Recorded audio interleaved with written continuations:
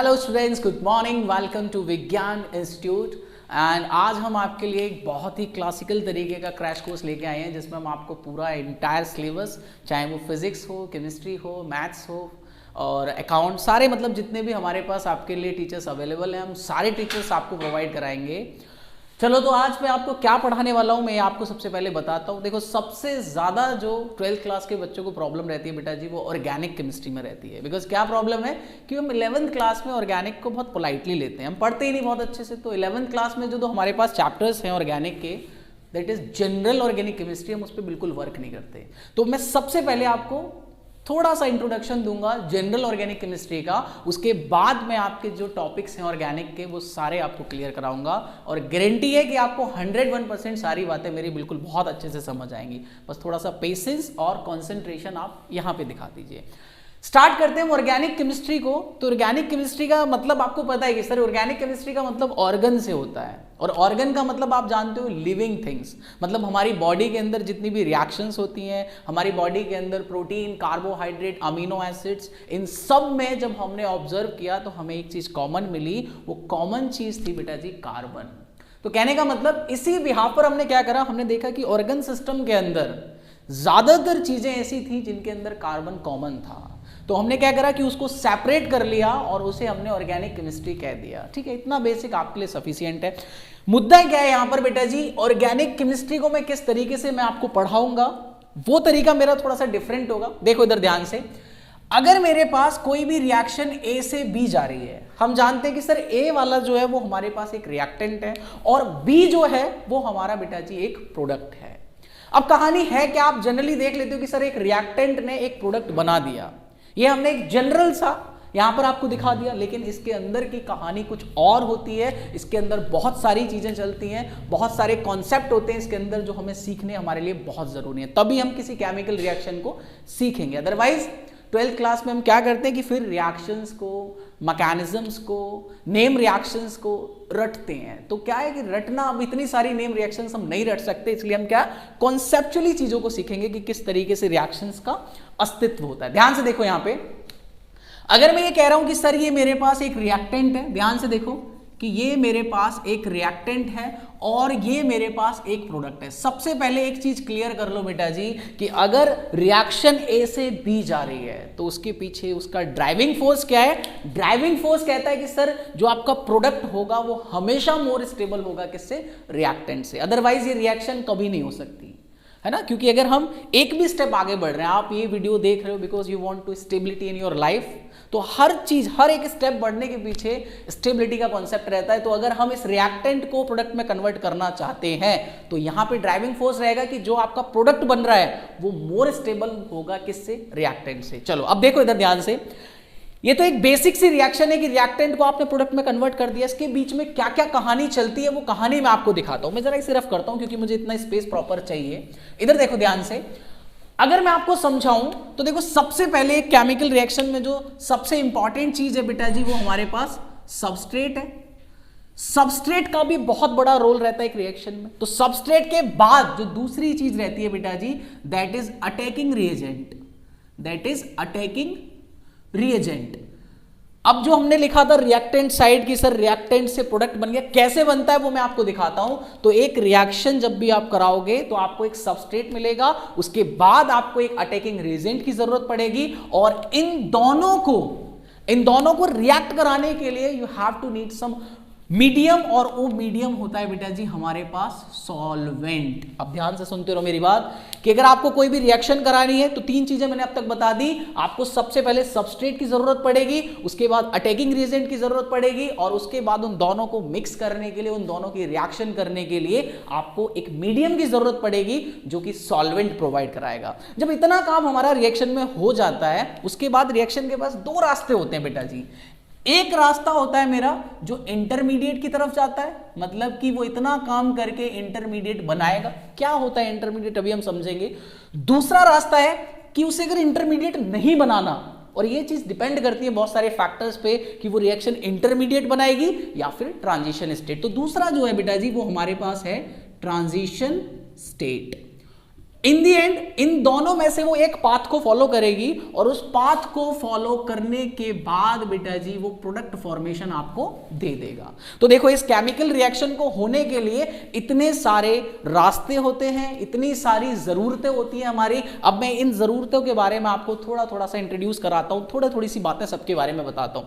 ध्यान से देखो यहां पे ये जो बेटा जी मैंने सबस्ट्रेट यहां पर लिखा हुआ है, पहली चीज क्लियर कर लो कि हम पढ़ क्या रहे हैं, ऑर्गेनिक केमिस्ट्री।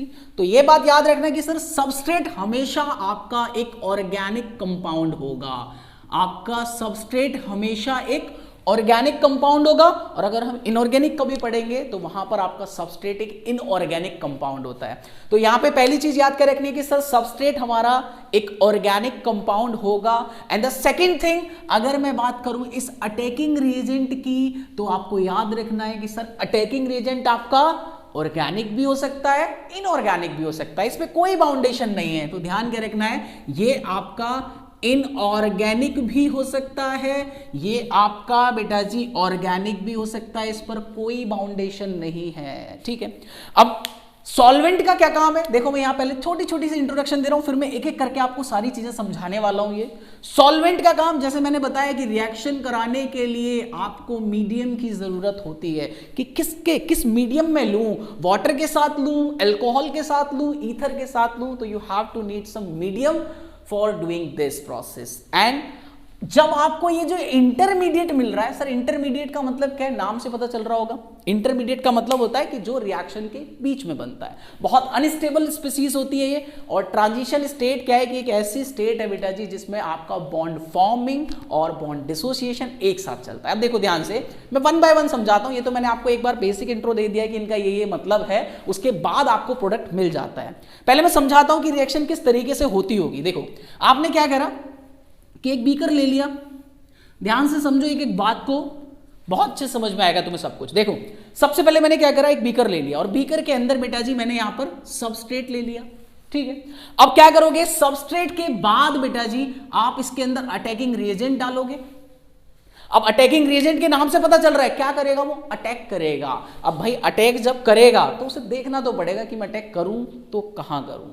अटैक करेगा सबस्ट्रेट पर, तो सबस्ट्रेट पर अटैक करने के लिए उसे बहुत सारी चीजें देखनी पड़ेंगी। ठीक है, अब ये तो चलो बेसिक सी एक असम्पशन दे दिया कि सर सबस्ट्रेट पर जाके अटैकिंग रिएजेंट अटैक करेगा। लेकिन क्या होता है कि सपोज दैट कि मेरे पास गैसेस हैं, तो गैसेस को अगर आपको मिक्स करना है या अगर चीजों को आपको आपस में रिएक्शन करानी है तो आपको सॉल्वेंट लेना पड़ेगा। तो यहां पर मान लो कि मैं सॉल्वेंट, कोई भी सॉल्वेंट ले लेता हूं, वाटर सॉल्वेंट ले लिया मैंने, H2O ले लिया यहां पर। उसके बाद जब ये अटैकिंग रिएजेंट इस सबस्ट्रेट से रिएक्ट करेगा तब उसके पास दो रास्ते हो सकते हैं, या तो वो कोई इंटरमीडिएट बनाए या फिर वो ट्रांजिशन स्टेट बनाए। मैं अभी बहुत डिटेल से समझाने वाला हूं ये दोनों चीजें क्या है, लेकिन बेसिक यही है कि सबस्ट्रेट में जैसे ही मैं अटैकिंग रिएजेंट डालूंगा तो आपको जरूरत होगी उन दोनों को रिएक्ट कराने के लिए सॉल्वेंट की। वो मैंने सॉल्वेंट ले लिया, उसके बाद हमारे पास हो सकता है कि रिएक्शन आपकी इंटरमीडिएट बना ले या फिर वो ट्रांजिशन स्टेट को फॉलो करेगी, उसके बाद हमारा प्रोडक्ट फॉर्म हो जाता है। ध्यान से देखो, मैं एक एक करके आपको सारी कहानी समझाता हूं कि अटैकिंग रिएजेंट क्या देखेगा रिएक्शन के अंदर, कहां अटैक करेगा, कहां अटैक नहीं करेगा, वो बातें देखो। अब देखो अगर मैं अटैकिंग रिएजेंट की बात करूं, आपको ये तो मैंने क्लियर करा दिया कि सर अटैकिंग रिएजेंट या तो इनऑर्गेनिक कंपाउंड होगा या फिर ऑर्गेनिक कंपाउंड होगा। ध्यान से देखो, उसके बाद एक और इंपॉर्टेंट चीज ये है कि आपके अटैकिंग रिएजेंट बेटा जी दो ही तरीके के होते हैं। अटैकिंग रिएजेंट आपके दो ही तरीके के कौन कौन से होंगे सर, एक को कहते हैं न्यूक्लियोफाइल और दूसरे को कहते हैं हम बेटा जी इलेक्ट्रोफाइल। एक हमारे पास न्यूक्लियोफाइल है and the second attacking reagent is electrophile. Sir difference क्या है इनके बीच में, तो देखो ध्यान से, अगर मैं इनका डिफरेंस समझाऊं तो ये जो न्यूक्लियोफाइल है इसके नाम से पूछो ये क्या कहना चाह रहा है। तो अगर जैसे मैं न्यूक्लियोफाइल के पास गया, मैंने पूछा भाई तुम्हारा मतलब क्या है, तो इसने बताया देखो इधर कि न्यूक्लियो का मतलब है मेरा न्यूक्लियस से और फाइल का मतलब होता है मेरा लवर से। तो दैट मीन्स कि जो न्यूक्लियोफाइल्स होते हैं ये न्यूक्लियस लवर होते हैं। न्यूक्लियस लवर आप जानते हो सर, न्यूक्लियस पर पॉजिटिव चार्ज है, अगर किसी पॉजिटिव चार्ज से कोई लव कर रहा है, कोई उसके साथ इंटरैक्ट होना चाहता है, तो सीधा सा मुद्दा है कि उससे इंटरैक्ट तो कोई नेगेटिव स्पीसीज ही हो सकती है। तो कहने का मतलब कि न्यूक्लियोफाइल ऐसी स्पीसीज होती है जो न्यूक्लियस से अटैक करती है, या फिर हम कह सकते हैं कि सर ये कैसी होगी, ये नेगेटिव स्पीसीज होगी, या हम कह सकते हैं कि सर ये इलेक्ट्रॉन रिच स्पीसीज होती है। एक ऐसी होती है इलेक्ट्रॉन रिच स्पीसीज, क्योंकि खुद सोचो इलेक्ट्रॉन रिच स्पीसीज, अगर आपको न्यूक्लियस को इंटरैक्ट करना है, आपको न्यूक्लियस से जाके रिएक्शन करनी है, तो न्यूक्लियस से रिएक्शन कौन करेगा? जिसके पास बहुत ज्यादा इलेक्ट्रॉन्स होंगे, वो इलेक्ट्रॉन्स लेके अपने कहां जाएगा? न्यूक्लियस के पास, तभी तो इंटरैक्शन होगा, तभी तो अट्रैक्शन की कहानी बनेगी। दूसरी तरफ जब मैं पहुंचा इस इलेक्ट्रोफाइल के पास और मैंने पूछा भाई तुम्हारा मतलब क्या है, तो इलेक्ट्रोफाइल ने बोला कि देखो इलेक्ट्रो का मतलब मेरा सीधा सा इलेक्ट्रॉन से है और फाइल का मतलब सर मेरा फिर लवर से है, तो हम कौन है? हम है electron lover. That means electron से लव कौन करेगा? इलेक्ट्रॉन से लव बेटा जी वही कर सकता है जो खुद कैसा हो? इलेक्ट्रॉनिकली डेफिशिएंट हो, क्योंकि जिस पे बहुत सारे इलेक्ट्रॉन होंगे वो क्यों इलेक्ट्रॉन के पास इंटरैक्ट होने जाएगा? तो ध्यान से देखो कि इलेक्ट्रोफाइल जो होते हैं बेटा जी कैसे होते हैं, ये हमेशा याद रखना कि ये इलेक्ट्रॉन डेफिशिएंट स्पीसीज हैं। ये कैसी है? इलेक्ट्रॉन डेफिशिएंट स्पीसीज हैं। अब एक एक चीज को बहुत दिमाग से रखो, आपको पता चल गया कि सर जो अटैकिंग रिएजेंट है आपके दो तरीके के हैं। एक हमने देख लिया सर वो न्यूक्लियोफाइल, न्यूक्लियोफाइल का मतलब कि वो बहुत ज्यादा इलेक्ट्रॉनिकली रिच हो सकते हैं। दूसरी चीज कि वो इलेक्ट्रोफाइल, इलेक्ट्रोफाइल का मतलब कि सर वो इलेक्ट्रॉनिकली डेफिशिएंट है, उनके पास इलेक्ट्रॉन है ही नहीं, गरीब है वो इलेक्ट्रॉन की तरफ से। अब हम क्या कर सकते हैं, आपको पता चल गया कि सर इलेक्ट्रॉन रिच स्पीसीज भी मेरी अटैकिंग रिएजेंट है, दूसरा इलेक्ट्रॉन डेफिशिएंट भी मेरी क्या है? एक अटैकिंग रिएजेंट है। अब आपको अटैक करना है, आपको अटैक करना है, तो जब आप अटैक करोगे, अगर मैं कहूं कि मुझे न्यूक्लियस का अटैक करना है सबस्ट्रेट पर, तो न्यूक्लियस कैसा है? इलेक्ट्रॉन रिच है। तो इलेक्ट्रॉन रिच वाली चीजें अगर सबस्ट्रेट पर अटैक करेंगी तो वो क्या ढूंढेंगी वहां पे जाके? वो ऐसा तो नहीं है कि भाई इलेक्ट्रॉन रिच स्पीसीज जाके इलेक्ट्रॉन रिच स्पीसीज पर अटैक कर ले, नहीं, वो क्या करेगी? वो न्यूक्लियोफाइल इस सबस्ट्रेट पर जाकर ढूंढेगा कि तुम पर बता दो मुझे इलेक्ट्रॉन की कमी कहां पर है जो मैं अपने इलेक्ट्रॉन तुम्हें जाके दे दूं। भाई इसके पास बहुत ज्यादा इलेक्ट्रॉन है और अगर मैं इसका अटैक सबस्ट्रेट से करा रहा हूं तो ये क्या करेगा? अपने इलेक्ट्रॉन लेके उन्हें कि ले लो भाई अपना काम चलाओ तुम। दूसरी चीज कि अगर मैंने अटैकिंग रिएजेंट इलेक्ट्रोफाइल ले लिया तो इलेक्ट्रोफाइल की कहानी क्या होगी बेटा जी कि आपका जो इलेक्ट्रोफाइल है वो कैसा? इलेक्ट्रॉन डेफिशिएंट, उस पर इलेक्ट्रॉन नहीं है, तो उसकी चाहत क्या होगी? उसकी चाहत होगी कि मुझे कहीं से भी इलेक्ट्रॉन मिल जाए, तो वो इलेक्ट्रॉन की खोज में कहां जाएगा? सबस्ट्रेट, और सबस्ट्रेट पर जाकर अटैक कर देगा और अटैक करेगा। अब खुद सोचो कि अगर इस इलेक्ट्रोफाइल को इस सबस्ट्रेट पर अटैक करना है तो कहां जाएगा? ये ऐसा तो नहीं कि उस प्लेस पे जाएगा जहां इलेक्ट्रॉन हो ही नहीं, तो उसे फायदा नहीं होगा। तो ये जो आपका इलेक्ट्रोफाइल है ये सबस्ट्रेट की उस पोजीशन पर जाकर अटैक करेगा जहां पर बहुत सारे इलेक्ट्रॉन्स होंगे। ठीक है, तो कहने का मतलब अभी हमें इतना समझ में आ गया कि sir nucleophile, electrophile, attacking reagent किस तरीके से सबस्ट्रेट पर अटैक करते हैं, है ना। अब एक और चीज अगर मैं यहां पे आपको दिखाऊं अटैकिंग रिएजेंट में, तो मेन मुद्दा ये भी है कि बहुत सारी चीजों में हमें आइडेंटिफाई करना तो आए कि सर इलेक्ट्रोफाइल कौन सा है, न्यूक्लियोफाइल कौन सा है। मैं कैसे बताऊं कि कौन सा इलेक्ट्रोफाइल है, कौन सा न्यूक्लियोफाइल है? तो मैं इसे रफ करता हूं, आप स्क्रीनशॉट ले लो इसकी, और उसके बाद में इसे रफ करके आपको अटैकिंग रिएजेंट का आइडेंटिफिकेशन सिखाता हूं कि आप कैसे आइडेंटिफाई करेंगे कि न्यूक्लियोफाइल है, इलेक्ट्रोफाइल है। उसके बाद में ही तो आप जाके सबस्ट्रेट पर अटैक करोगे उसकी पोजीशन ढूंढ के। मैं रफ करता हूं इसे, ठीक है। अब देखो इधर ध्यान से, अब हम ये देखते हैं कि सर अटैकिंग रिएजेंट आइडेंटिफाई कैसे करें कि कौन सा अटैकिंग रिएजेंट हमारा इलेक्ट्रोफाइल बनेगा, कौन सा अटैकिंग रिएजेंट मेरा न्यूक्लियोफाइल बनेगा। चलो ध्यान से देखो इधर, अगर मैं अटैकिंग रिएजेंट की बात करूं, अगर मैं अटैकिंग रिएजेंट की बात करूं तो मैंने ये देखा कि सर अटैकिंग रिएजेंट मेरे पास दो तरीके के थे, एक मेरा न्यूक्लियोफाइल था और दूसरा बेटा जी मेरे पास इलेक्ट्रोफाइल था। अब मैं आपको आइडेंटिफाई करना सिखा दूं कि कैसे पहचानोगे कि कौन सा अटैकिंग रिएजेंट इलेक्ट्रोफाइल है और कौन सा अटैकिंग रिएजेंट हमारे पास न्यूक्लियोफाइल है। तो बेटा जी सबसे पहले मैं आपको न्यूक्लियोफाइल की कहानी बताता हूं। देखो न्यूक्लियोफाइल ये तो पहले ही बता रहा है कि हम इलेक्ट्रॉनिकली रिच हैं, हम पे बहुत इलेक्ट्रॉन है। तो अगर आपको आइडेंटिफाई करना है तो सबसे पहले तो आप उस पर देख लो कि सर उसके पास अगर लॉन पेयर है, मतलब कोई भी ऐसा आपके पास मॉलिक्यूल है जिसके सेंट्रल एटम पर अगर लॉन पेयर दिख जाए, समझ जाना कि ये इलेक्ट्रॉन से धनदान है, इलेक्ट्रॉन बहुत है, इस पर रिच है इलेक्ट्रॉन, और जो इलेक्ट्रॉन रिच है वही जाकर न्यूक्लियस से लव करेगा, वही जाकर न्यूक्लियस से इंटरेक्शन करेगा, उसी को हम क्या कहेंगे? न्यूक्लियोफाइल। दूसरी चीज, अगर किसी के पास नेगेटिव चार्ज दिखाई दे जाए, मतलब कोई आयन बना रहा है और आयन में अगर आपको नेगेटिव चार्ज दिखाई दे जाए, नेगेटिव चार्ज कब होगा?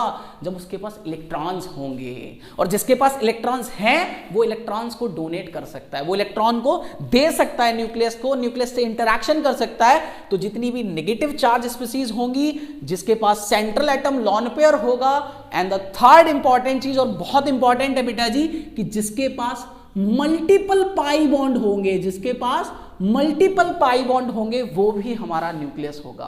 तो न्यूक्लियस के जो 3 सिलसिले हैं ये अपने दिमाग में रख लेना कि अगर आपको कभी भी कोई स्पीसीज ऐसी दिख जाए जिसके सेंट्रल एटम पर लॉन पेयर हो, जिसके आयन बन रहा हो और आयन में भी उसके पास अगर नेगेटिव चार्ज हो, एंड द थर्ड थिंग कि अगर उसके पास मल्टीपल पाई बॉन्ड हो, तो वो बेटा जी आपका न्यूक्लियोफाइल की तरह बिहेव करता है, वो इलेक्ट्रॉन रिच स्पीसीज की तरह बिहेव करती है, मतलब कि वो अपने इलेक्ट्रॉन डोनेट कर सकता है। चलो ध्यान से देखो, अब हम पहुंचे इलेक्ट्रोफाइल के पास। अब इलेक्ट्रोफाइल से पूछते हैं कि इलेक्ट्रोफाइल की कहानी क्या है।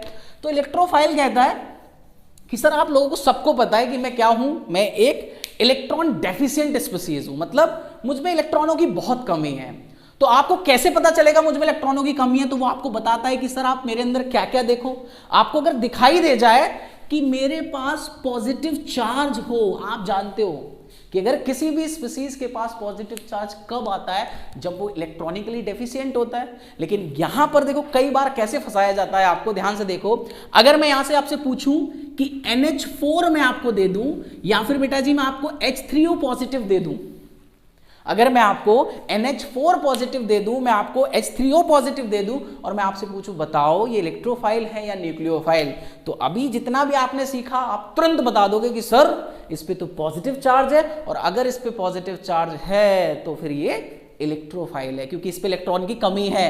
और जैसे ही आपने इतना सोच लिया, मतलब सब गड़बड़ कर दिया। ध्यान से देखो भाई, इलेक्ट्रोफाइल का मेन अस्तित्व क्या है कि उसके पास इलेक्ट्रॉनिकली डेफिशिएंट होना चाहिए। जरा आप H3O से पूछो तो सही उसकी कहानी क्या है। जैसे ही आप oxygen, hydrogen, hydrogen and hydrogen, this is positive charge, ये है हमारे पास हाइड्रोनियम आयन। अगर मैं इस H3O पॉजिटिव की बात करूं तो आप इससे पूछो कि इस पे इलेक्ट्रॉन की कमी है भी, या ये पॉजिटिव चार्ज आपको बेवकूफ बना रहा है। ध्यान से देखो, अब मैं ऑक्सीजन के पास गया, ऑक्सीजन के पास मैंने देखा कि सर ऑक्सीजन के पास पहले कहानी क्या रही होगी कि इसके पास 4 इस तरीके के इलेक्ट्रॉन्स होते हैं और 2 इस तरीके के, तो उसने एक तो कोऑर्डिनेट बॉन्ड बना रखा है और उसी की वजह से उस पे क्या आ रहा है, पॉजिटिव चार्ज। तो ये 2 इलेक्ट्रॉन तो आप इधर कम कर दो।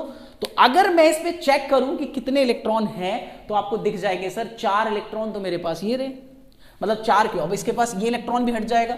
अब मैंने पूछा तो 2 इलेक्ट्रॉन तो ये दिख गए इसके पास, क्योंकि ऑक्सीजन के पास 6 वैलेंस इलेक्ट्रॉन होते हैं, 2 यहां पर बॉन्डिंग में पार्टिसिपेट कर गए और 2 इलेक्ट्रॉन हमने इस हाइड्रोजन को दे दिए।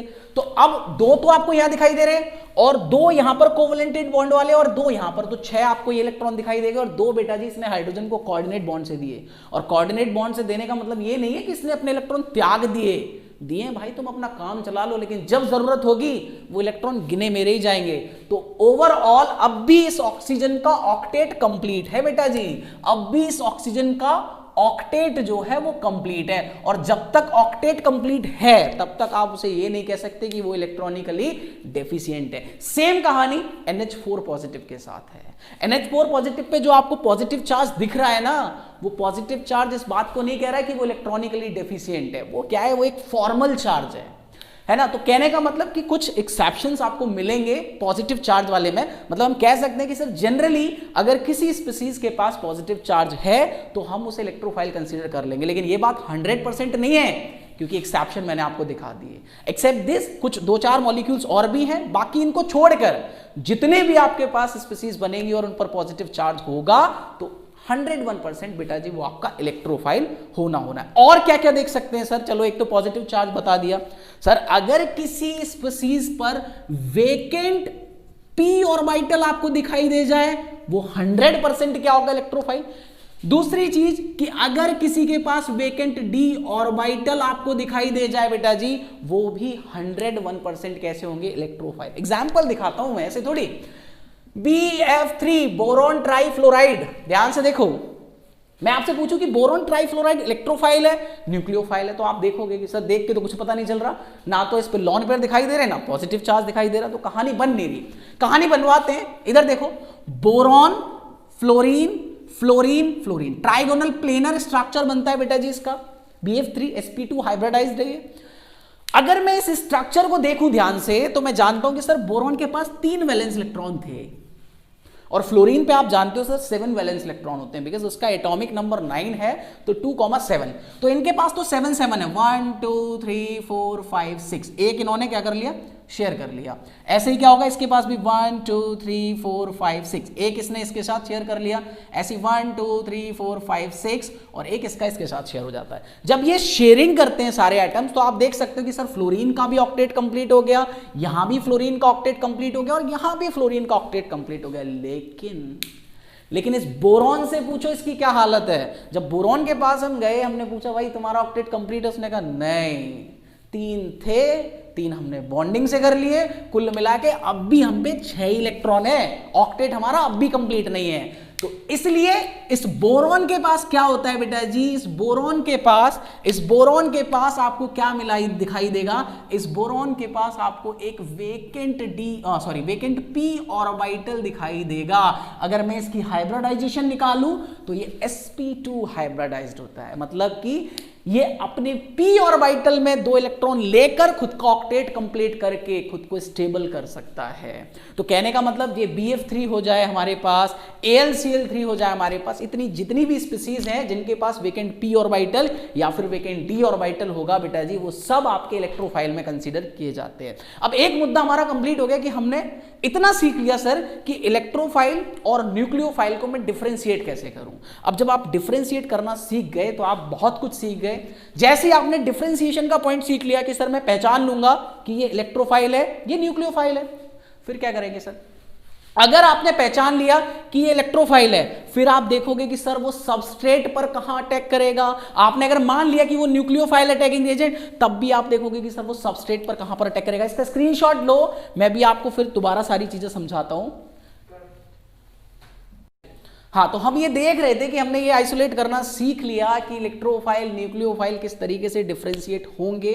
उसके बाद का सिलसिला मैं आपको दिखाता हूं कि कैसे आपकी कहानी में और इंटरेस्ट क्रिएट होता है। मैं रफ करता हूं, इसे स्क्रीनशॉट ले लेना अपना। चलो देखो, अब हमारा अटैकिंग रीजेंट का सिलसिला तो हो गया। सर अटैकिंग रीजेंट तो मैं तुरंत पहचान लूंगा, आप मुझे दिखा दो और मैं तुरंत पहचान के आपको बता दूंगा कि सर ये इलेक्ट्रोफाइल है या ये न्यूक्लियोफाइल है। और आप ये जानते हो कि इलेक्ट्रोफाइल का मतलब जो इलेक्ट्रॉन डेफिशिएंट हो, आप जानते हो कि न्यूक्लियोफाइल का मतलब जो इलेक्ट्रॉनिकली रिच हो। ठीक है, कहानी क्या थी कि सर सबसे पहले सबस्ट्रेट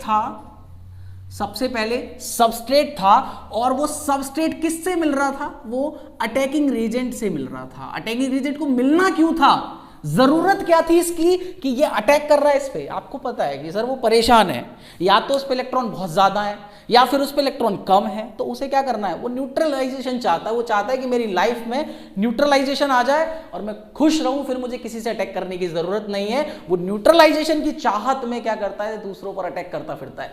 अब ये हमें पता चल गया कि सर एक ये न्यूक्लियोफाइल हो सकता है या फिर ये इलेक्ट्रोफाइल हो सकता है। अब आप एक चीज देखो कि सर अगर ये न्यूक्लियोफाइल इस सबस्ट्रेट पर अटैक करेगा तो वो सबस्ट्रेट के अंदर ये चेक करने की कोशिश करेगा कि मैं सबस्ट्रेट की उस पोजीशन पर अटैक करूंगा जहां पर सबस्ट्रेट में इलेक्ट्रॉन डेफिशिएंट हो, मतलब कि उस पोजीशन पर जो इलेक्ट्रॉनिकली डेफिशिएंट हो। जो क्या हो बेटा जी, इलेक्ट्रॉनिकली डेफिशिएंट हो।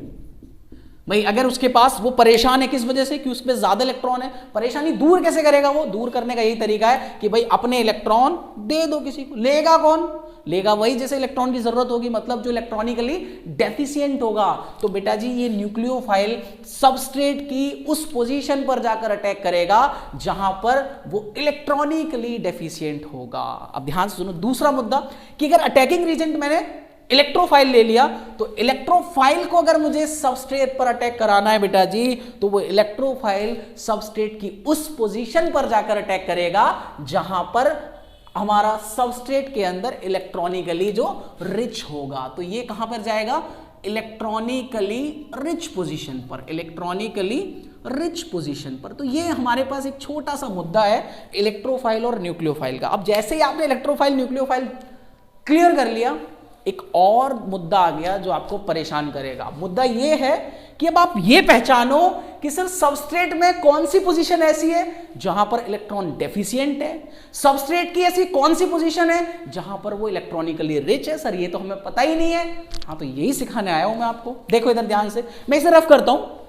अब मैं आपको सिखाता हूं कि सर सबस्ट्रेट, हम अटैकिंग रीजन सीख गए कि कैसे अटैक करेगा, कब अटैक करेगा, लेकिन सर हमें ये बताओ कि सबस्ट्रेट पर वो किस पोजीशन पर अटैक करेगा, ये हमें कैसे पता चलेगा? मतलब वो पोजीशन इलेक्ट्रॉनिकली डेफिशिएंट है, वो पोजीशन इलेक्ट्रॉनिकली रिच है, हमें कैसे पता? वही मैं बताता हूं। देखो इधर, अब सब अटैकिंग रीजन का जितना मुद्दा था दैट इज सफिशिएंट है आपके लिए, बस इतना पढ़ लो, बहुत बढ़िया। इसके बाद हम आते हैं बेटा जी सबस्ट्रेट की कहानी पर, इसके बाद हम आते हैं सबस्ट्रेट की कहानी पर। अब मैं आपको सबस्ट्रेट पढ़ाता हूं, तो देखो ध्यान से कि अगर हम सबस्ट्रेट की बात करें तो सबस्ट्रेट के अंदर अगर मुझे ये देखना है कि इलेक्ट्रॉन का डिस्प्लेसमेंट कहां पर हो रहा है, भाई मुद्दा तो यही है ना कि अगर आप ये देख लो कि इलेक्ट्रॉन ज्यादा कहां है, इलेक्ट्रॉन कम कहां है, तो ये बात जो हमें एक्सप्लेन करेगा उसको कहते हैं electronic displacement effect, electronic displacement effect. तो ये समस्या का समाधान है इलेक्ट्रॉनिक डिस्प्लेसमेंट इफेक्ट। आपको बताएगा, चिल्ला कर बताएगा कि सबस्ट्रेट पर कहां पर पॉजिटिव चार्ज है, या कहां पर वो इलेक्ट्रॉनिकली डेफिशिएंट है, या फिर वो कहां पर इलेक्ट्रॉनिकली रिच है। चलो पूछते हैं इससे। तो इलेक्ट्रॉनिक डिस्प्लेसमेंट इफेक्ट से जब हमने पूछा कि सर प्लीज एक्सप्लेन कर दो, हमारी समस्या का समाधान दे दो, तो उन्होंने कहा कि हम दो तरीके के होते हैं, एक हमारा होता है जिसे हम कहते हैं परमानेंट इफेक्ट, एक होता है बेटा जी जिसे हम कहते हैं परमानेंट इफेक्ट, और दूसरा हमारा जो सिलसिला है वो हमारा है टेम्पोरेरी, वो हमारा टेम्पोरेरी सा एक सिलसिला है, टेम्पोरेरी इफेक्ट हम उस सिलसिले को नाम दे देते हैं। सर इनमें डिफरेंस क्या है, परमानेंट इफेक्ट और टेम्पोरेरी क्यों नाम हमने ऐसे दिए हैं, तो इसको भी समझा देते हैं। अगर मैं आपसे एग्जाम्पल ले लूं एक वाटर मॉलिक्यूल का, आप जानते हो ये H2O है, और इस H2O के अंदर दो तरीके के एटम्स हैं, एक ऑक्सीजन है, दूसरा हाइड्रोजन है। और ऑक्सीजन और हाइड्रोजन में ये भी आप बहुत अच्छे से जानते हो कि sir oxygen is more electronegative than hydrogen, ये जानते हो सब लोग। अगर ऑक्सीजन मोर इलेक्ट्रोनेगेटिव है तो सर हम जानते हैं कि वो इन कोवैलेंटेड इलेक्ट्रॉन को अपनी तरफ थोड़ा सा शिफ्ट कर लेगा, अपनी तरफ क्या करेगा, थोड़ा सा शिफ्ट कर लेगा। और जैसे ही वो इलेक्ट्रॉन्स को अपनी तरफ शिफ्ट करेगा, मतलब नेगेटिव चार्ज को अपनी तरफ शिफ्ट कर रहा है, और बेटा जी नेगेटिव चार्ज को कोई भी अपनी तरफ शिफ्ट करेगा तो उस पर पार्शियल नेगेटिव चार्ज आ जाएगा, और जिसकी तरफ से जाएंगे उस पर सर पार्शियल पॉजिटिव चार्ज आ जाएगा। सेम कहानी यहां पर रहेगी। यहां पर क्या मुद्दा रहेगा कि सर ऑक्सीजन और हाइड्रोजन बॉन्ड जो है, इनके जो इलेक्ट्रॉन्स हैं उनको ऑक्सीजन अपनी तरफ खींचेगा क्योंकि उसकी इलेक्ट्रोनेगेटिविटी ज्यादा है, तो सर ये भी इलेक्ट्रॉन खींचेगा, तो यहां पर एक और पार्शियल नेगेटिव, और यहां पर क्या आ जाएगा, पार्शियल पॉजिटिव। अब मुझे ये बताओ कि यहां से इलेक्ट्रॉन यहां डिस्प्लेस हुआ, इसमें आपने कुछ किया नहीं, मैंने कुछ किया नहीं, किसी ने कुछ नहीं किया। ऑक्सीजन की इलेक्ट्रोनेगेटिविटी की वजह से इलेक्ट्रॉन यहां से यहां ऑटोमेटिकली डिस्प्लेस हो गए। मतलब ये परमानेंट इफेक्ट एक ऐसा इफेक्ट है जो ऑटोमेटिकली अकर होता है, उसमें आपको कोई एक्सटर्नल सोर्स की जरूरत नहीं है, वो अपने आप अपनी वजह से होता है, आपको कुछ नहीं करना उसमें। अच्छा एक और चीज, एक डाउट रहता है बच्चों के मन में कि सर यहां पर ये जो पार्शियल चार्जेस की कहानी क्या है, यहां परमानेंट चार्ज क्यों नहीं लगाया आपने? तो बेटा जी परमानेंट चार्ज का जो सिलसिला होता है वो कंप्लीट ट्रांसफर ऑफ इलेक्ट्रॉन की वजह से होता है। ऐसा नहीं कि इलेक्ट्रॉन थोड़ा सा शिफ्ट हुआ परमानेंट चार्ज आ जाएगा, नहीं, वो इलेक्ट्रॉन जब आपका कंप्लीटली दूसरी तरफ चला जाए तब आप मतलब परमानेंट चार्ज उसके ऊपर आएगा। यहां पे क्या है कि इलेक्ट्रॉन ऑक्सीजन के पास जा नहीं रहा कंप्लीटली, मतलब हाइड्रोजन और इसका जो बॉन्ड इलेक्ट्रॉन है, बॉन्डेड इलेक्ट्रॉन है, वो कंप्लीटली ऑक्सीजन नहीं ले रहा, बस क्या कर रहा है कि ऑक्सीजन थोड़ा सा कब्जा जमा रहा है अपना, उसे थोड़ा सा अपनी तरफ बुला रहा है, बस इतनी सी कहानी। इसलिए उस पर पार्शियल नेगेटिव चार्ज और इन पर पार्शियल पॉजिटिव चार्ज आता है। और टेम्पोरेरी इफेक्ट की बात करें, अगर मैं यहां पर कार्बन डबल बॉन्ड कार्बन लिख दूं, मैं कहूं कि बताओ इसके अंदर इलेक्ट्रॉनिक डिस्प्लेसमेंट हो रहा है, तो आप देखोगे कि सर ये भी कार्बन, ये भी कार्बन। मैं ऑक्सीजन ऑक्सीजन डबल बॉन्ड लिख दूं, आप कहोगे सर ये भी ऑक्सीजन, ये भी ऑक्सीजन, दोनों एटम्स की इलेक्ट्रोनेगेटिविटी सेम है।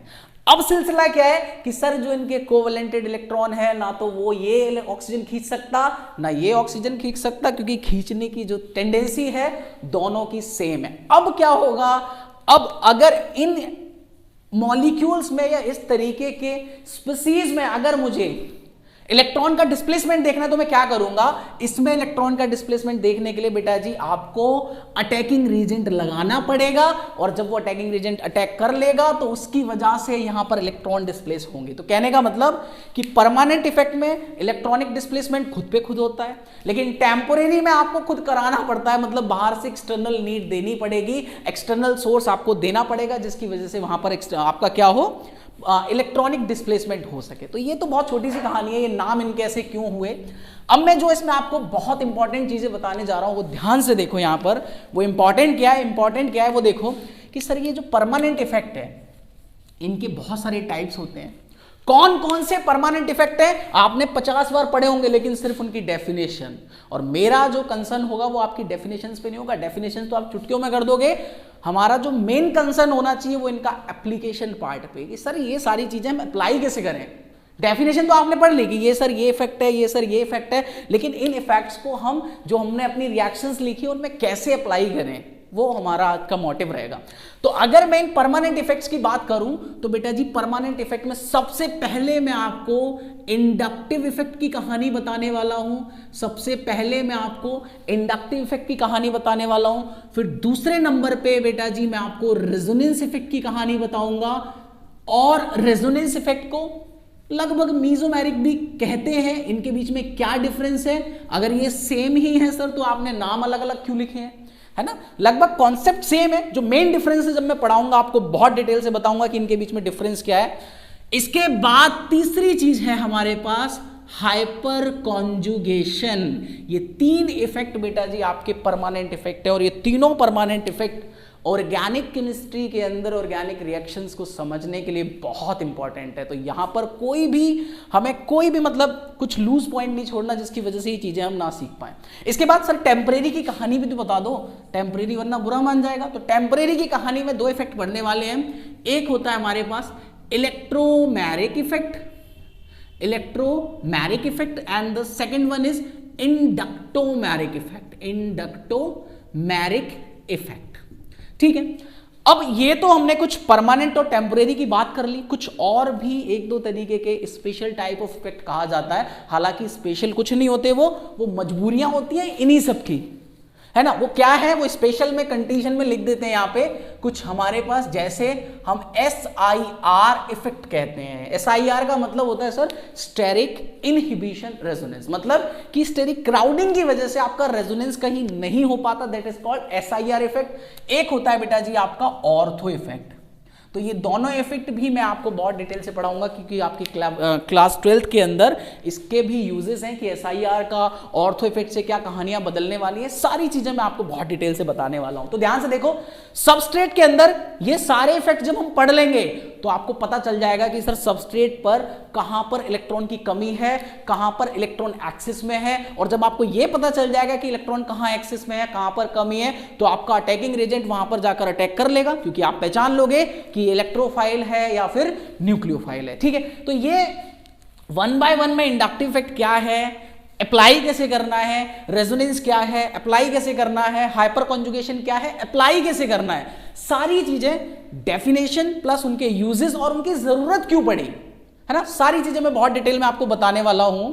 अच्छा ठीक है, तो देखो ये हम 1 by 1 सारी चीजें मैं आपको बहुत डिटेल से समझा दूंगा, और ये हमारा मेन फोकस रहेगा कि एक एक करके मैं सारे इफेक्ट को पढ़ाऊं, इफेक्ट के साथ साथ उनकी डेफिनेशन, उनके यूजेस, उनकी जरूरत क्यों पड़ी हमारी लाइफ में, और उनको अप्लाई कैसे करें, उनका एप्लीकेशन क्या क्या है, क्या क्या यूजेस रहते हैं, कैसे वो केमिकल रिएक्शन में हम सारी चीजें यूज करेंगे। मैं बहुत डिटेल से आपको बहुत अच्छे तरीके से ये सारी चीजें समझाने वाला हूं। ठीक है, मैं इसे रफ करता हूं। अभी जो छोटी छोटी चीजें रह गई हैं, जैसे जो मैंने फर्स्ट में आपको स्टार्टिंग में लिख के दिखाई थी कि सबस्ट्रेट, अटैकिंग रीजेंट, दोनों चीजें हो गई। इसके बाद अभी मैं सॉल्वेंट पे आता हूं, फिर मैं आपको इंटरमीडिएट इंट्रोड्यूस करूंगा, उसके बाद ट्रांजिशन स्टेट, फिर हम दोबारा से यहां से साइकिल स्टार्ट करेंगे, और मैं फिर आपको पहले परमानेंट इफेक्ट पढ़ाऊंगा, फिर आपको टेम्परेरी। तो पहले मैं इंट्रोडक्शन दे देता हूं आपको सारी चीजों का। तो ये इंट्रोडक्शन था हमारा सबस्ट्रेट का। तो बेटा जी सबस्ट्रेट का भी इंट्रोडक्शन मैंने आपको दे दिया। अभी हालांकि सबस्ट्रेट में तो बहुत कुछ पढ़ना है हमें, उसके बाद मैंने आपको अटैकिंग रिएजेंट भी समझा दिया। अब हम आते हैं बेटा जी सॉल्वेंट इफेक्ट की कहानी पे, कि ये जो सॉल्वेंट था इसने हमारी जिंदगी में जन्म ही क्यों लिया। तो यहां पे देखो ये सॉल्वेंट, ये तो मैं आपको बता चुका हूं कि ये सॉल्वेंट करता क्या है। इस सॉल्वेंट का यही काम है कि ये रिएक्शन को मीडियम प्रोवाइड कराता है। ये रिएक्शन को क्या कराता है बेटा जी, मीडियम प्रोवाइड कराता है। सॉल्वेंट की अगर हम बात करें तो सॉल्वेंट आपको 2 तरीके के मिलेंगे। पहला सॉल्वेंट होता है जिसे हम कहते हैं पोलर सॉल्वेंट, और बेटा जी एक हमारा होता है दूसरा जिसे हम कहते हैं नॉन पोलर सॉल्वेंट। और आई थिंक ये तो बात सब बच्चे जानते होंगे कि पोलर और नॉन पोलर का मतलब क्या है। पोलर का मतलब होता है कि सर जहां पर डाइपोल मोमेंट आपका net dipole moment does not equal to zero, जहां पर आपका डाइपोल मोमेंट जीरो ना हो दैट इज पोलर। और सर जहां पर आपका डाइपोल मोमेंट म्यू नेट आपका जहां पर जीरो हो जाएगा वो हमारा नॉन पोलर सॉल्वेंट होता है, जैसे नाइट्रोजन, ऑक्सीजन, इस तरीके के जहां पर क्या हो इलेक्ट्रॉनिक डिस्प्लेसमेंट ना हो पाए। ठीक है, अब ध्यान से देखो, अभी मैं इसमें अगर और बात करूं तो बेटा जी ये जो पोलर सॉल्वेंट होते हैं आपके, ये जो पोलर सॉल्वेंट है ये फर्दर ब्रेक डाउन हो जाते हैं या फर्दर हम इनको क्लासिफाई कर सकते हैं दो तरीके से। पहला आपका होता है polar protic solvent, polar protic solvent, and the second one is polar aprotic solvent, polar aprotic solvent. तो ये दो कहानी और हैं जो हमें सॉल्वेंट के बारे में जाननी है। एक बात मैं आपको पहले क्लियर करा दूं कि सॉल्वेंट चेंज होने की वजह से रिएक्शन चेंज हो जाती है, रिएक्शन की मैकेनिज्म चेंज हो जाती है, इसलिए सॉल्वेंट का भी बहुत इंपॉर्टेंट रोल है वो जब हम रिएक्शन स्टार्ट करेंगे। यहां तो सिर्फ मैं आपको बेसिक बता रहा हूं कि सॉल्वेंट की कहानी है क्या। जब हम यूज करेंगे, जब हम रिएक्शंस करेंगे, मैं आपको दिखा दूंगा लाइव में कि अगर सॉल्वेंट की आपने थोड़ा सा चेंज कर दिया तो रिएक्शन की मैकेनिज्म इधर से उधर हो जाती है। ठीक है, देखो तो ध्यान से। अब सर पोलर तो समझ में आ गया कि जहां पर आपका डाइपोल मोमेंट जीरो ना हो, कहने का मतलब कि इलेक्ट्रॉन का डिस्प्लेसमेंट हो रहा हो, वो तो पोलर है। लेकिन पोलर प्रोटिक और पोलर एप्रोटिक की कहानी क्या है? तो बेटा जी इसके लिए मैं छोटी छोटी सी चीजें दो बताऊंगा जो आप याद रख लेना, जिससे आपका काम हो जाएगा आइडेंटिफाई करने के लिए कि कौन सा पोलर प्रोटिक है और कौन सा पोलर एप्रोटिक है। ध्यान से देखो, अगर मैं इस पोलर एप्रोटिक की बात करूं या इस पोलर प्रोटिक की बात करूं, तो पोलर प्रोटिक का मतलब वो होता है कि अगर आपके पास हाइड्रोजन एटम किसी ऐसे एटम से जुड़ा हो जो मोस्ट इलेक्ट्रोनेगेटिव है, अगर हाइड्रोजन एटम किसी ऐसे एटम से जुड़ा है जो कि मोस्ट इलेक्ट्रोनेगेटिव है, तो उसको हम कहते हैं पोलर प्रोटिक सॉल्वेंट। और पोलर एप्रोटिक सॉल्वेंट की कहानी होती है कि hydrogen should be attached with less electronegative atom. Example दिखाते हैं, बिना एग्जाम्पल के तो तुम्हें मजा ही नहीं आने का। इधर देखो, जैसे वाटर मॉलिक्यूल, आप देखो वाटर मॉलिक्यूल की कहानी क्या है कि सर हाइड्रोजन एटम अटैच्ड है किसी मोर इलेक्ट्रोनेगेटिव एटम के साथ, तो कैसा है ये सर? Polar protic. अल्कोहल की बात करें हम सर, अल्कोहल में भी आप देख सकते हो कि hydrogen is attached with most electronegative atom. तो ऐसी कोई भी कहानी हो जहां पर हाइड्रोजन किसी मोस्ट इलेक्ट्रोनेगेटिव एटम के साथ जुड़ रहा हो बेटा जी, वो हमारा polar solvent, polar protic solvent की कंडीशन में आते हैं। सेकंड चीज की सर प्रोटिक की तो कहानी आ गई, एप्रोटिक का कोई मजेदार एग्जांपल दिखाओ। तो आप जानते हो, आप ईथर को तो बहुत अच्छे से जानते होगे, बचपन से पढ़ रहे होगे ईथर। ईथर की कहानी क्या होती है sir? Hydrogen hydrogen hydrogen, oxygen, carbon, hydrogen hydrogen. इसमें जरा देख के मुझे बताओ कि क्या हाइड्रोजन किसी मोर इलेक्ट्रोनेगेटिव एटम से जुड़ा है? ना, हाइड्रोजन कार्बन के साथ जुड़े हैं, ऑक्सीजन तो बीच में कार्बन कार्बन बॉन्ड में है। तो कहने का मतलब, और आप एक चीज जानते हो कि सर कार्बन और हाइड्रोजन के बीच में इतना ज्यादा इलेक्ट्रोनेगेटिविटी डिफरेंस नहीं होता, जिसकी वजह से ये जो हमारा कार्बन, ये जो हमारा हाइड्रोजन है, ये कार्बन से जुड़ा है। कार्बन का मतलब ये किसी लेस इलेक्ट्रोनेगेटिव एटम से जुड़ा है। तो ऐसे जितने भी सॉल्वेंट होंगे जिसमें हाइड्रोजन आपका लेस इलेक्ट्रोनेगेटिव एटम के साथ जुड़ेगा, वो हमारे पोलर एप्रोटिक सॉल्वेंट होंगे। और भी होते हैं, DMSO, डाई मिथाइल साइलेन ऑक्साइड कहते हैं इसे, CH3, यहां पर भी CH3। तो देखो जितने भी हाइड्रोजन है वो सब कार्बन के साथ जुड़ रहे हैं, इसको शॉर्ट में कहते हैं DMSO, डाई मिथाइल साइलेन ऑक्साइड। तो ये इस तरीके की कहानी है, आपको पता होना चाहिए कि सॉल्वेंट का क्लासिफिकेशन क्या है, इंपॉर्टेंट है। मैं दिखाऊंगा थोड़े टाइम बाद जब हम रिएक्शन से स्टार्ट करेंगे, चैप्टर से स्टार्ट करेंगे। ये हमारा बेसिक है, क्योंकि जनरल ऑर्गेनिक केमिस्ट्री अगर आपको नहीं आती तो आप ऑर्गेनिक का एक भी चैप्टर नहीं पढ़ सकते। और मैं एक और चीज क्लैरिफाई कर दूं बेटा जी, जिसको ऑर्गेनिक आती है उसे पूरी आती है, और जिसे ऑर्गेनिक नहीं आती ना उसे एक भी चैप्टर नहीं आएगा ऑर्गेनिक का। और आपको पता है कि 28 मार्क्स का वेटेज रहता है क्लास 12th में ऑर्गेनिक का। तो इस बार तो वैसे भी आपके 5 ही चैप्टर हैं ऑर्गेनिक के, 28 मार्क्स के अंदर 5 चैप्टर मिल रहे हैं, इससे बढ़िया कुछ अपॉर्चुनिटी आपके पास है नहीं, इसलिए कोई लूज पॉइंट नहीं छोड़ना। अब हमने 3 चीजें पढ़ ली बेटा जी इस बेसिक से कॉन्सेप्ट के अंदर, कि सबस्ट्रेट की कहानी मैंने आपको बता दी, उसके बाद मैंने आपको अटैकिंग रिएजेंट की भी कहानी बता दी, और उसके बाद मैंने आपको सॉल्वेंट की कहानी। अब 2 चीजें और रह गई हैं, एक है हमारे पास इंटरमीडिएट और बेटा जी दूसरी जो कहानी है वो है ट्रांजिशन स्टेट। मैंने बताया था कि रिएक्शन दो ही पाथ को फॉलो करेगी। जब हो क्या गया, अब आपको पता चल गया कि आपका अटैकिंग रीजेंट सबस्ट्रेट पर कहां अटैक करेगा, इलेक्ट्रॉनिक डिस्प्लेसमेंट आपको बता देगा कि सबस्ट्रेट पर कहां पर इलेक्ट्रॉन डेफिशिएंट है, कहां पर इलेक्ट्रॉन रिच है। तो आपके पास जैसा भी अटैकिंग रीजेंट होगा उसके हिसाब से वो अटैक कर लेगा, और सॉल्वेंट मीडियम प्रोवाइड करा देगा कि भाई हाँ मैं आपको मीडियम दे दे रहा हूं, कैसे आपको काम करना है। उसके बाद मैंने बताया था कि रिएक्शन उसके बाद दो पाथ फॉलो करती है, या तो वो ट्रांजिशन स्टेट बनाएगी या फिर वो इंटरमीडिएट बनाती है। इनके बारे में थोड़ी थोड़ी सी बातें मैं बताता हूं आपको, ध्यान से देखो। इंटरमीडिएट है बेटा जी, ये इंटरमीडिएट जो होता है आपके पास, ये भी अनस्टेबल स्पीसीज है। ये भी कैसी है, अनस्टेबल स्पीसीज है। और जो मेरा ट्रांजिशन स्टेट है, अनस्टेबल तो है ही है, ये अनस्टेबल के साथ साथ मोस्ट अनस्टेबल है। ये मतलब एक तो होता है अनस्टेबल और एक होता है मोस्ट अनस्टेबल, मतलब बहुत ही ज्यादा अनस्टेबल। और आप बहुत अच्छे से जानते हो सर, जो चीजें अनस्टेबल होती है उनका एग्जिस्टेंस बहुत कम होता है। जो चीजें अनस्टेबल होती हैं उनका एग्जिस्टेंस बहुत कम होता है। इसीलिए आज तक कोई ऐसा साइंटिस्ट नहीं, कोई ऐसी मशीन नहीं, कोई ऐसा एपरेटस नहीं जिसके थ्रू हम किसी इंटरमीडिएट को या फिर ट्रांजिशन स्टेट को ऑब्जर्व कर सके, उनको आइसोलेट कर सकें कि हाँ भाई ये मेरे पास कोई इंटरमीडिएट है। अच्छा, इंटरमीडिएट की मैं और बात बताऊं तो इंटरमीडिएट कौन कौन से इंटरमीडिएट मिलेंगे कि कार्बन पर अगर कभी भी पॉजिटिव चार्ज दिख जाए, वो भी हमारा एक इंटरमीडिएट है। इस इंटरमीडिएट को कहते हैं बेटा जी हम कार्बोकेटायन, इसको हम कहते हैं कार्बोकेटायन।